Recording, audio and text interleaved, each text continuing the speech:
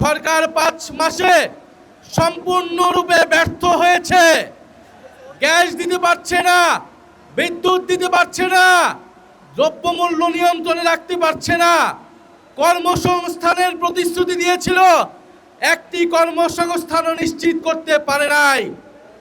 এই বৃষ্টির মধ্যেও আমরা সবাই রাজপথে অবস্থান করছি।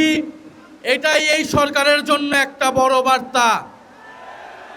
সামনের দিন আসতেছে, বর্ষা বিপ্লব সংগঠিত হয়েছিল 2024-এ, প্রয়োজন লাগলে 2026-এও হবে। এটা সরকারের আচরণের উপর নির্ভর করবে। অন্যদিকে আমরা দেখছি বিশ্ববিদ্যালয়গুলোতে, ক্যাম্পাসগুলোতে সরকার দলের নতুন ক্ষমতাসীন ছাত্র সংগঠন, ছাত্র দলের সন্ত্রাসীরা, বিরোধী দলের যারা ছাত্র নেতা রয়েছে, ছাত্র শিবির, ছাত্র সংসদ এবং ছাত্র শক্তির নেতৃবৃন্দদের উপরে নির্বিচারে হামলা করছে। তারা পুরনো ছাত্রলীগের জায়গা দখল করে ক্যাম্পাস দখলের পায়তারা করছে। আমরা বলবো, জুলাই গণ অভ্যুত্থানের জুলাই যোদ্ধারা এখনো ক্যাম্পাসগুলোতে রয়েছে। কোনোভাবেই ক্যাম্পাসের দখলদারিত্ব কোনো ক্ষমতাসীন ছাত্র সংগঠনকে আপনারা দেবেন না।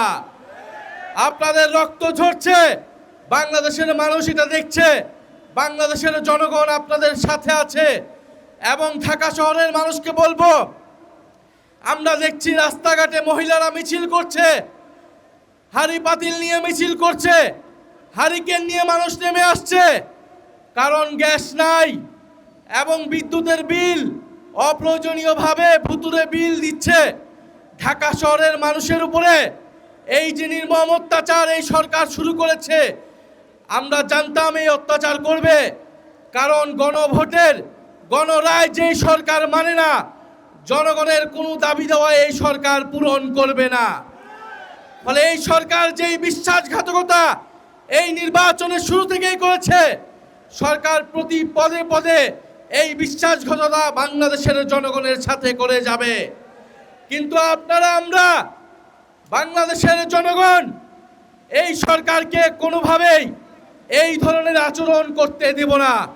আজকে আমরা সচিবালয়ের এখানে এসেছি, আজকে আমরা বার্তা দিতে এসেছি, যদি বিএনপির সরকার, যদি তারেক রহমানের সরকার জনগণের মৌলিক অধিকার গ্যাস, বিদ্যুৎ, কর্মসংস্থান এবং দ্রব্যমূল্য নিশ্চিত করতে না পারে, তবে এই সরকার ক্ষমতায় থাকার স্বপ্ন যেন না থাকে, না দেখে।